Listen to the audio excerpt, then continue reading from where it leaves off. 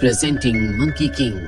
कहानी की शुरुआत में हमें बताया जाता है कि हजारों सालों से लॉर्ड बुद्धा इस पूरे ब्रह्मांड की देखरेख करते हैं। जो अमर है वो स्वर्ग में रहते हैं। नर के राजा धरती के कामों को संभालते हैं। समंदर के ऊपर ड्रैगन्स का राज होता है। हर एक चीज अपने नियम के अनुसार चलती है। पर एक रात को बिजली चमकती है जो कि एक पत्थर के ऊपर गिरती है। ये एक मैजिकल पत्थर होता है जिसके अंदर से एक मंकी का जन्म होता है जो कि बहुत ही शक्तिशाली है। लेकिन इस मंकी को अपने बारे में कुछ नहीं पता। वो देखता है कि उसकी आंखों से अजीब सी लेजर जैसी रोशनी निकल रही है। वो उस रोशनी से ऊपर देखता है। उसकी आंखों की लेजर वाली रोशनी स्वर्ग तक चली जाती है जहाँ पर राजा जेड रहते हैं। वो मंकी की आंखों की रोशनी से बहुत ज्यादा डिस्ट्रैक्ट होते हैं, इसीलिए वो उसको खत्म करना चाहते हैं क्योंकि उन्हें लगता है कि ये कोई मामूली मंकी है। लेकिन तभी वहाँ पर बुद्धा प्रकट होते हैं और कहते हैं कि इस मंकी को कुछ मत करो, इसका जन्म एक खास मकसद के लिए हुआ है। वही अब मंकी को दिखाया जाता है जो जंगल में भागते हुए दूसरे मंकीज के पास पहुंच जाता है और उन्हें देखकर बहुत खुश होता है। दरअसल वो उनके ग्रुप का हिस्सा बनना चाहता है, लेकिन वो उसे अपने ग्रुप में शामिल नहीं करते। उन्हें इम्प्रेस करने के लिए मंकी अपनी कलाबाजी दिखाकर नारियल तोड़ना शुरू कर देता है। यहाँ पर एक बूढ़ा मंकी भी है। वो कहता है कि ऐसा मत करो, हमें नियमों से रहना चाहिए। केवल स्वर्ग के देवता ही बिना नियमों के रह सकते हैं। नन्ना मंकी कहता है तो फिर एक दिन मैं भी स्वर्ग जाऊंगा, मैं भी वहाँ का सदस्य बनूंगा। और तभी झरने के पीछे से एक डीमन आता है जो एक छोटे से मंकी को पकड़कर अपने साथ ले जाता है। बूढ़ा मंकी कहता है कि सब कुछ तुम्हारी वजह से हुआ है, इसीलिए वो उस मंकी को अपने ग्रुप में शामिल नहीं करते और वहाँ से जाने के लिए कहते हैं। मंकी वहाँ से चला जाता है, बहुत उदास होता है और उसके पास जो नारियल होते हैं वो उनसे निशाना लगाना शुरू करता है। देखते देखते कई साल बीत जाते हैं और अब वो मंकी बड़ा हो चुका है। उसका निशाना चूक है और एक दिन फिर से वही डीमन झरने से मंकी को पकड़ने के लिए आता है। लेकिन वो मैजिकल मंकी जिसने अपने निशाने को अचूक कर लिया है, अब उसे पूरा विश्वास है कि वो उस डीमन को हरा सकता है। लेकिन ये मात्र उसका भ्रम था। वो डीमन एक बार फिर से एक छोटे मंकी को उठाकर अपने साथ ले जाता है और अब इस मैजिकल मंकी को लगता है कि उसे एक हथियार की जरूरत है। उससे वो उस डीमन का सामना करके उसका खात्मा कर सकता है और उस तरह के हथियार को लेने के लिए उस समंदर के अंदर यानी कि ड्रैगन्स की दुनिया में चला जाता है, जहाँ पर हमें ड्रैगन किंग को दिखाया जाता है जिसके सामने एक ग्लोइंग कॉलम है जो कि एक बहुत खतरनाक हथियार है। वो अपने लोगों को बताता है कि इस हथियार की मदद से मैं पूरी दुनिया से हर एक इंसान, हर एक चीज को खत्म कर सकता हूँ और अब वक्त आ गया है जब मैं इसका इस्तेमाल करूँ। तभी वहाँ पर मंकी पहुंच जाता है जो उस हथियार से यानी कि ग्लोइंग कॉलम से बात करता है। ग्लोइंग कॉलम उसे बताता है कि मैं पिछले कई सालों से किसी शक्तिशाली जीव का इंतजार कर रहा था। मंकी कहता है क्यों ना तुम छोटे हो जाओ, और मंकी के कहने पर वो एक छोटा हथियार बन जाता है। जिसके बाद मंकी उसे लेकर समंदर की दुनिया से अपनी दुनिया में वापस आ जाता है और अब ड्रैगन किंग इस बात से परेशान है कि एक छोटा सा मंकी उसका शक्तिशाली हथियार लेकर यहाँ से चला गया। इसीलिए उस स्वर्ग के राजा जेड से कांटेक्ट करता है, लेकिन जेड उसकी कोई मदद नहीं करता क्योंकि बुद्धा ने मंकी को हार्म करने से मना किया था। वही मंकी के पास सबसे खतरनाक हथियार ग्लोइंग कॉलम है। उसे लेकर वो डीमन का सामना करने के लिए जाता है जहाँ पर वो नन्ना मंकी यानी कि कब भी है। वो डीमन का सामना करता है और उस हथियार से वो डीमन के ऊपर हमला करके उसे स्वर्ग भेज देता है, यानी कि अब धरती पर उसका आतंक खत्म हुआ।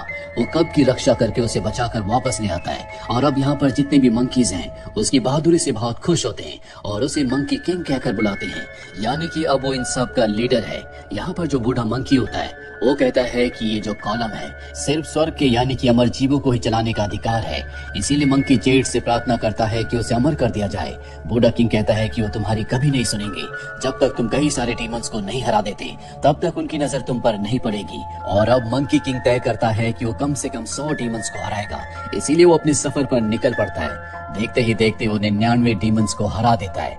अब उसे एक और डीमन को हराना है जिसकी तलाश में वो एक गांव में जाता है। उसे पता चलता है कि यहाँ पर एक फीमेल डीमन है जिसके आतंक से हर कोई परेशान है और अब मंकी किंग उसका सामना करके उसे हराना चाहता है। उसके सामने एक लड़की आती है जिसका नाम लिन है।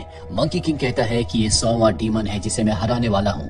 जैसे मैं इस डीमन को हराऊंगा तो तुम सब पटाखों से मेरी जीत की खुशियां मनाओगे ताकि अमर जीवों को पता चल जाए कि मैं जीत गया, मैंने 100 डीमंस को हरा दिया और वो मुझे यहाँ पर लेने आए। सब उसकी शर्त को मान जाते हैं और अब वो फीमेल डीमन उसके सामने आ जाती है। मंकी किंग कहता है कि तुम यहाँ से हमेशा के लिए पाताल में चली जाओ, लेकिन वो उसकी बात नहीं मानती और अब इन दोनों के बीच में घमासान युद्ध शुरू हो जाता है। मंकी किंग के पास जो कॉलम है वो अपने उस कॉलम से उसके हर एक प्रहार को निश्तो नाबूद कर देता है और आखिरी में वो उसे पाताल लोक में भेज देता है। लेकिन इन दोनों की लड़ाई की वजह से गांव के बहुत सारे घर जल चुके होते हैं। लिन मंकी किंग से बहुत इंप्रेस होती है और कहती है कि मैं चाहती हूँ कि तुम मुझे अपना शिष्य बना लो, इस दुनिया में मेरा कोई नहीं है।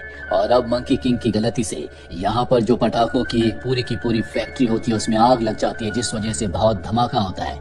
लेकिन मंकी किंग ने अपने वादे के मुताबिक उस फीमेल डीमन को हराया है, इसीलिए हर कोई उसका शुक्रिया अदा करता है। और अब मंकी किंग को लगता है कि स्वर्ग से अमर जीव आएंगे जो उसे अपने साथ ले जाएंगे, लेकिन ऐसा कुछ नहीं होता।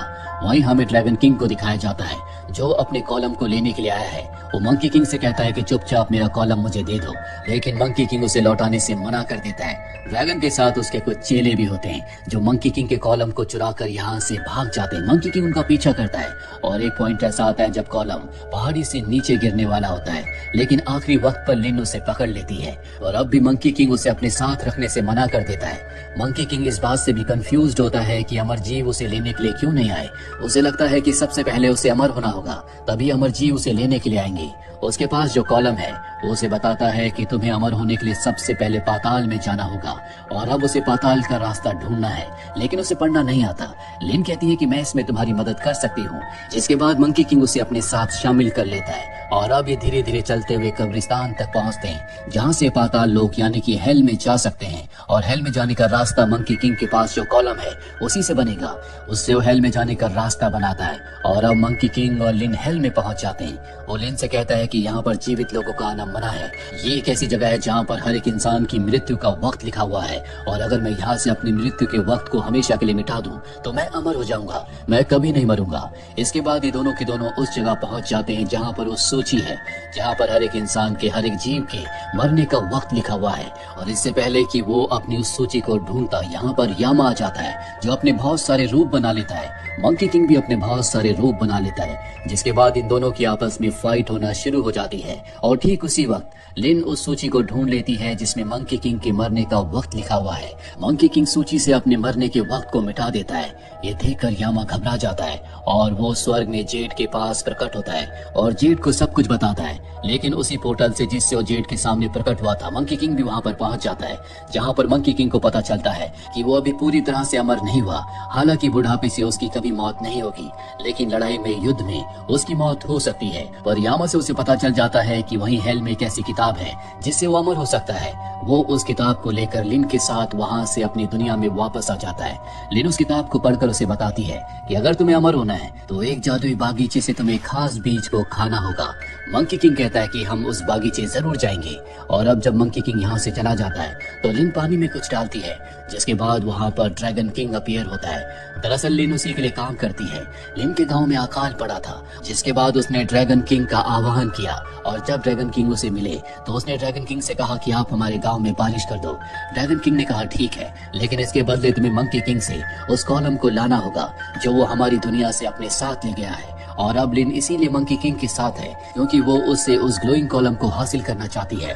वो उसे बताती है कि मंकी किंग अमर होने के लिए उस जादुई बागीचे में जाने वाला है। वो कहता है कि ठीक है, तुम उसे वहाँ पर लेकर आओ। और अब उससे पहले वहाँ पर ड्रैगन किंग पहुँच जाता है, जो वहाँ के खास बीज में नशे की चीज मिला देता है ताकि उसे खाकर वो बेहोश हो जाए। लेकिन गलती से वो खुद ही उसे खा लेता और वहाँ से चला जाता है। मंकी किंग भी वहाँ पर लिन के साथ पहुँच जाता है। वो जादुई बीज को खा लेता है, लेकिन अब भी वो अमर नहीं होता क्योंकि बीज अभी तक पके नहीं है। उसी किताब से इन्हें पता चलता है कि स्वर्ग में जादूगरनी के पास एक ऐसा लिक्विड है जिसे पीने के बाद मंकी किंग अमर हो सकता है। मंकी किंग लिन को लेकर स्वर्ग में पहुंच जाता है, जहां पर वो उस लिक्विड को ढूंढना शुरू कर देता है। वो गलती से गलत चीज खा लेता है, जिस वजह से वो एक जगह कैद हो जाता है और उसका वो ग्लोइंग कॉलम वहीं पर रह जाता है। लिन के सामने वो ग्लोइंग कॉलम है, वो चाहे तो इसे लेकर यहाँ से जा सकती है, लेकिन वो ऐसा नहीं करती। वो मंकी किंग को आजाद कर देती है और अब इन्हें खुद ही अमृत बनाना होगा। अमृत बनाने की पूरी सामग्री यहाँ पर होती है, लेकिन इससे पहले कि अमृत बनाते यहाँ पर वो जादूगरनी आ जाती है। मंकी किंग उससे फाइट करता है, जबकि लिन उस अमृत को बना रही होती है। जल्दी वो उस अमृत को बना लेती है और जैसे मंकी किंग उस अमृत को पीने वाला होता है, जादूगरनी उस पर हमला करके उसे नीचे गिरा देती है। साथ ही वो मंकी किंग को यहाँ से फेंक देती है और अब वो लिन से कहती है कि इस कॉलम को लेकर यहाँ से चली जाओ। लेकिन लिन को पता है कि मंकी किंग को इस कॉलम की जरूरत है, ये उसकी शक्ति है, इसीलिए वो इस हथियार को उसे लौटा देती है। जिसके बाद जादूगरनी मंकी किंग के ऊपर हमला करती है। लेकिन जब वो उसके ऊपर हमला करती है तो उसकी शक्तियां और भी बढ़ जाती है। दरअसल मंकी किंग ने उस अमर होने वाले अमृत का एक पोर्शन पी लिया था, जिसका मतलब ये है कि अब वो भी अमर है। यहाँ पर जादूगरनी कहती है कि तुम हम में से एक नहीं हो सकती, और यहाँ जितने भी अमर जीव हैं उन सबको यहाँ पर बुलाती है। लिन कहती है कि हमें यहाँ से चलना चाहिए। मंकी किंग मना कर देता है। लिन कुछ खाती है, जिसके बाद वो स्वर्ग से नीचे गिरना शुरू हो जाती है। उसे पता है कि मंकी किंग उसे बचाने के लिए जरूर आएगा, और होता भी ऐसा ही है। मंकी किंग उसे बचा लेता है, लेकिन वो लिन पर बहुत गुस्सा है। वो कहता है कि मैं वहाँ पर स्वर्ग में सभी जीवों को हराकर उनका राजा बनना चाहता था, लेकिन तुम्हारी वजह से मुझे यहाँ वापस आना पड़ा। लिन कहती है कि तुम हमेशा लोगों को हराकर खुश नहीं रह सकते। मैं चाहती हूँ कि तुम अपने कॉलम को मुझे दे दो, इससे एक भूखा प्यासा गाँव एक बार फिर से हरा भरा हो सकता है। लेकिन मंकी किंग ऐसा करने से मना कर देता है, और अब लिन अपने दिमाग का इस्तेमाल करती है। वो कहती है मैं देखना चाहती हूँ तुम पानी के अंदर कितनी देर तक सांस रोक कर रह सकते हो। और जब मंकी किंग पानी के अंदर जाता है तो वो उसके कॉलम को ड्रैगन किंग को लौटा देती है, इस उम्मीद में कि उनके गांव में बारिश होगी, एक बार फिर से उनका गांव हरा भरा हो जाएगा। लेकिन ड्रैगन किंग अपने वादे को पूरा नहीं करता, क्योंकि वो पूरी दुनिया में हर एक जीव को खत्म करके पूरी दुनिया पर अपना कब्जा करना चाहता है। और अब उस कॉलम की मदद से वो बहुत ज्यादा शक्तिशाली हो चुका है, इसीलिए ऊपर सरफेस पर आकर सबके ऊपर हमला करना शुरू कर देता है। मंकी किंग लिन से बहुत नाराज है, लेकिन अब वो अपने कॉलम को दोबारा से हासिल करना चाहता है, इसीलिए वो ड्रैगन किंग का सामना करने के लिए जाता है। लिन ड्रैगन किंग से झूठ बोल देती है कि अगर तुम मंकी किंग के ऊपर लाइटनिंग से हमला करोगे तो उसका खात्मा हो जाएगा। उसकी बात सुनकर वो ऐसा ही करता है, और जब वो उसके ऊपर लाइटनिंग से हमला करता है तो वो समंदर में गिरता है जहाँ पर वो कॉलम है। मंकी किंग को एक बार फिर से कॉलम मिल चुका है, और अब उसकी शक्तियां पहले से भी ज्यादा बढ़ चुकी हैं, जिस वजह से ड्रैगन किंग उसके सामने टिक नहीं पाता। वो अपने कॉलम से उसके ऊपर हमला करके उसे छोटा सा क्रिएचर बना देता है, और अब उसकी नजर होती है स्वर्ग पर, यानी कि जेड के महल पर। वो अपनी आंखों से लेजर निकालकर उसके महल को तबाह करना शुरू कर देता है। जेड खुद उसका सामना करने के लिए आता है, लेकिन मंकी किंग की शक्तियों के सामने वो टिक नहीं पाते, और अब मंकी किंग के अंदर बहुत गुरूर आ चुका है। वो सबको मारकर खुद स्वर्ग का राजा बनना चाहता है। और तभी वहाँ पर बुद्धा प्रकट होते हैं। लिन कहती है कि उसके अंदर अब भी अच्छाई है, और अब बुद्धा लिन की वॉइस में मंकी किंग से कहते हैं कि अगर तुम स्वर्ग के राजा बनना चाहते हो तो बुद्धा की हथेली से बाहर निकल जाओ। अगर तुमने ऐसा किया तो तुम्हें स्वर्ग का राजा बना दिया जाएगा। मंकी किंग को लगता है कि ये बहुत छोटा काम है। बुद्धा उसे अपनी हथेली में उठा लेते हैं, और अब वहाँ से निकलने की कोशिश करता है, लेकिन मंकी किंग को नहीं पता था कि बुद्धा की हथेली में पूरा ब्रह्मांड वास करता है, जहाँ पर वो एकमात्र रेत के तिनके के बराबर है। बहुत कोशिश करने के बाद भी वो वहाँ से नहीं निकल पाता, जिसके बाद बुद्धा उसकी छड़ी उससे छीन कर उसे चट्टानों के बीच में कैद कर देते हैं, और कहते हैं कि अगले 500 सालों तक तुम्हें यहाँ पर ध्यान करना होगा। मंकी किंग उस पहाड़ी के अंदर कैद है। लिन उसके पास जाती है, जो उसके कॉलम को उसे लौटा देती है और मोटिवेट करती है कि तुम्हें बुद्ध के आदेशों का पालन करना होगा। ये दोनों एक दूसरे को अलविदा कहते हैं, और अब मंकी किंग वहाँ पर ध्यान करना शुरू कर देता है। देखते ही देखते 500 साल बीत जाते हैं, और अब धरती पूरी तरह से बदल चुकी है, जहाँ पर राक्षसों का आतंक है। और मंकी किंग का जन्म इसीलिए हुआ था ताकि वो इन राक्षसों का अंत कर सके। बुद्धा के कहने पर उस पहाड़ी को खोल दिया जाता है, यानी कि अब मंकी किंग आजाद होकर इन सभी राक्षसों का खात्मा करेगा। और यहीं पर ये कहानी खत्म हो जाती है। उम्मीद करते हैं कि ये कहानी आपको पसंद आई होगी।